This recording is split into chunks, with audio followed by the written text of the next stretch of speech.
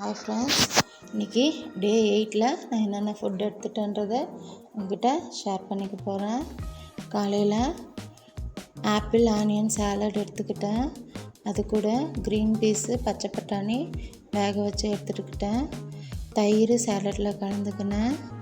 அதுக்கப்புறமா லஞ்சுக்கு நான் கொய்யாக்காயும் ஆரஞ்சும் தான் 2 எடுத்துக்கினேன். வேறு எதுவும் லஞ்சுக்கு நான் செய்யலை, வீட்டில் கொஞ்சம் வேலை இருந்தது. லஞ்சுக்கு அது தான் எடுத்துக்கிட்டேன். அதுக்கப்புறம் ஈவினிங் ஸ்நாக்ஸாக வேர்க்கடலை எடுத்துக்கிட்டேன். அதுக்கப்புறம் நைட்டு நான் சுரக்காய் குழம்பும் ஒயிட் ரைஸும் தான்ப்பா வச்சேன், சாதமும் தான் வச்சேன். சுரக்காய் குழம்பு செய்கிறது எப்படின்றத பற்றி நம்ம இப்போ பார்க்கலாம். நான் எந்த மாதிரி செஞ்சேன், எங்கள் வீட்டில் இந்த மாதிரி செய்வாங்க, எங்கள் அம்மா சொல்லி கொடுத்தது. ஒரு வானலில் எண்ணெய் ஊற்றி கடலப்பருப்பு கொஞ்சம், உளுத்தம்பருப்பு கொஞ்சம், கடுகு கொஞ்சம், கடுகு நல்லா பொரிஞ்சு பாருங்கள். கடுகு நல்லா பொரிஞ்சதுக்கப்புறமா நம்ம அதில் சின்ன வெங்காயம் தான்ப்பா போட்டிருக்கேன். சின்ன வெங்காயம் கருவேப்பிலை போட்டு நல்லா வதக்குங்க.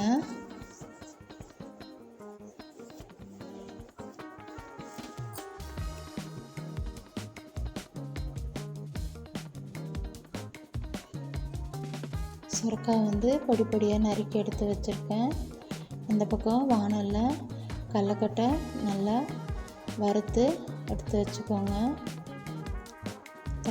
வெங்காயம் ஒரு கொஞ்ச நேரம் வணங்கினா போதும்ப்பா.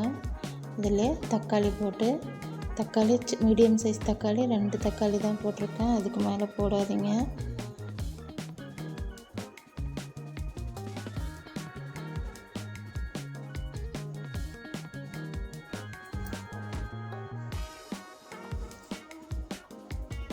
தக்காளி ஓரளவுக்கு வதங்கினதுக்கப்புறம் சுரக்காயை அதில் போட்டுடலாம். நம்ம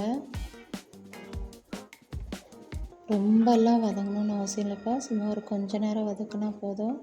ஏன்னா காய் வேகிறதுக்குள்ளே தக்காளி வெங்காயம் பூண்டெல்லாம் வெந்துடும் நம்மளுக்கு. சுரக்காயை ஃபஸ்ட்டு கொஞ்ச நேரம் தண்ணி ஊற்றாமல் வதக்குங்கப்பா. காய் அந்த வதக்கிறதுலே நமக்கு வேகணும். கல்லுப்பு கொஞ்சம் போட்டுக்கிறேன். கல்லுப்பு போட்டு நல்லா கிளறி விட்டுட்டு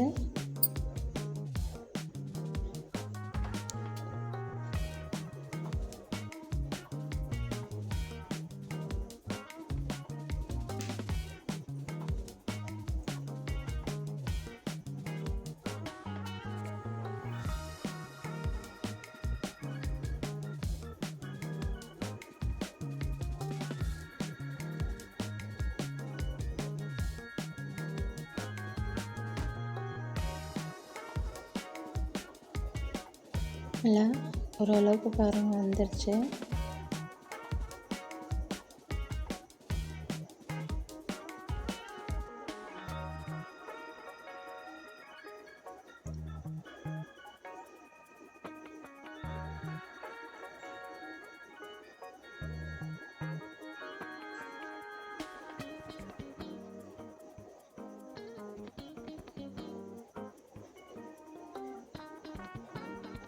சுரக்காய் போட்டுக்கலாம்.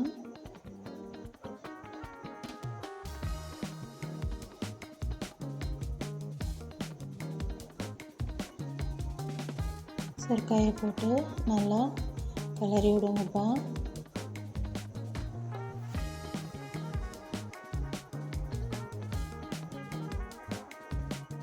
ஒன்றோட ஒன்று நல்லபடியாக கலந்து வரணும்.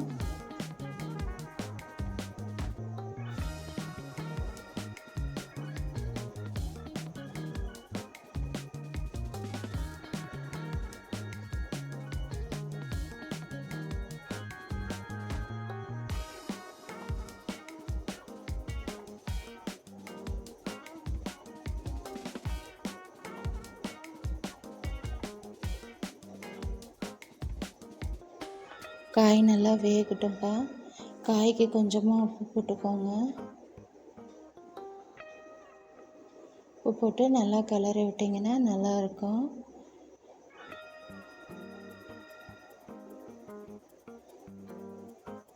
அந்த பக்கம் ரைஸ் ஒரு கிளாஸ் வச்சிடுறேன்.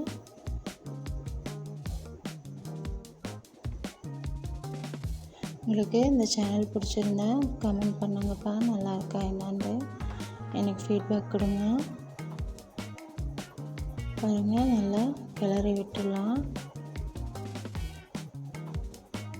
காலையில் கொய்யாக்காய் 2, அதுக்கப்புறம் ஆப்பிள், ஆனியனு, தயிர் போட்டு சாலட் மட்டும்தான் இப்போ எடுத்துக்கணும் மார்னிங் ஃபுட்டாக.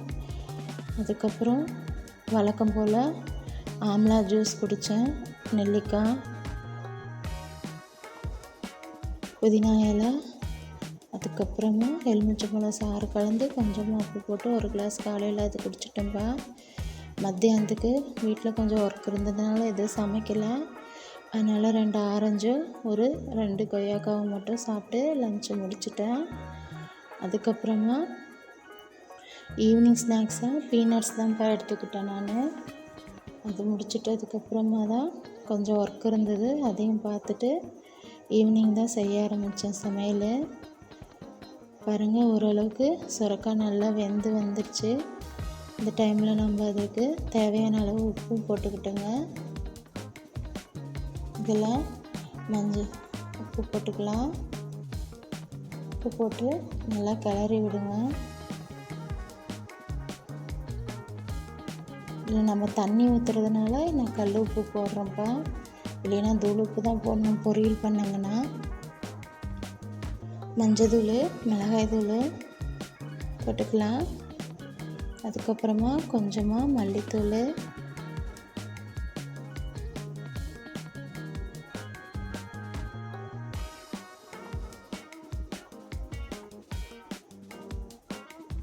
கறி மசாலா கொஞ்சமாக தான் போட்டிருக்கேன், தெரியும் உங்களுக்கே, அதிகமாகலாம் எதுவுமே சேர்த்துல.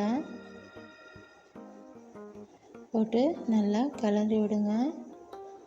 ஒன்றோட ஒன்று நல்லா ஒட்டணும்.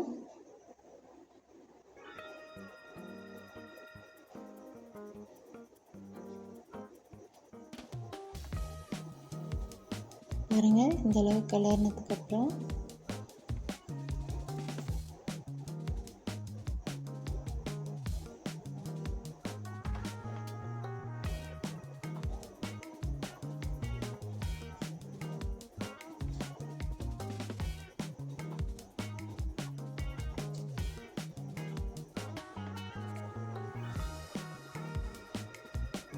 ஓரளவுக்கு நல்லா கிளறி விட்டுட்டு அதுக்கப்புறமா நம்ம இதில் ஒரு 2 கிளாஸ் அளவுக்கு தண்ணி ஊற்றிக்கலாம்.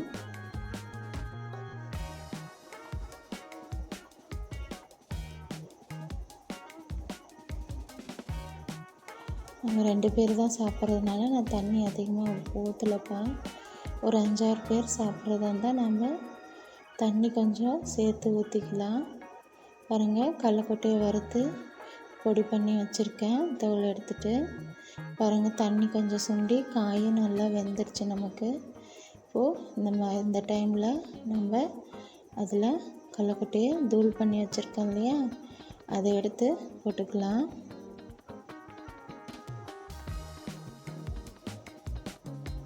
உங்களுக்கு வேணுன்ற அளவுக்கு போட்டுக்கோங்க. கொஞ்சமாக இருந்தாலே நல்லா தான் இருக்கும் ஃப்ளேவரு.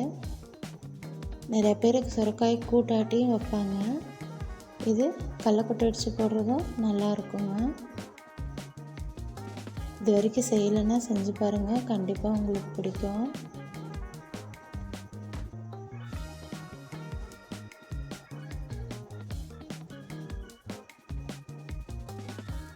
நல்லா கொதிச்சு ஒரு கொஞ்ச நேரம் நமக்கு வணங்கணும். அது அவ்வளோதான், நமக்கு சுரைக்காய் குழம்பு ரெடி ஆகிடுச்சு.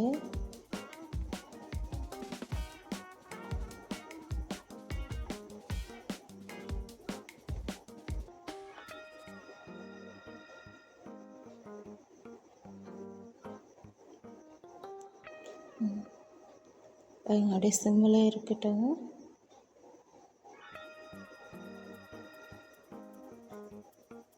அடி பிடிக்காமல் பார்த்துக்கப்பா, தூள் போட்டு தான் டக்குன்னு அடி பிடிச்சிக்கும். நல்லா கலந்து விடுங்க.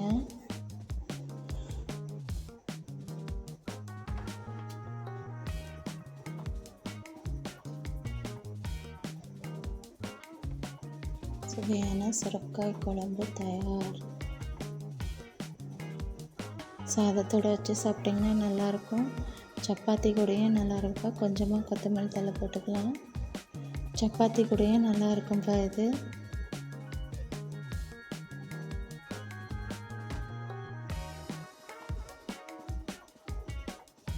தோசைக்கு வச்சு சாப்பிட்டிங்கனாலே நல்லாயிருக்கும்.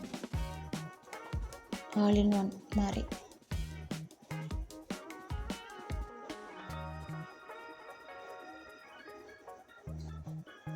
அவ்வளோதான், சுரக்காய் குழம்பு ரெடி ஆகிடுச்சு.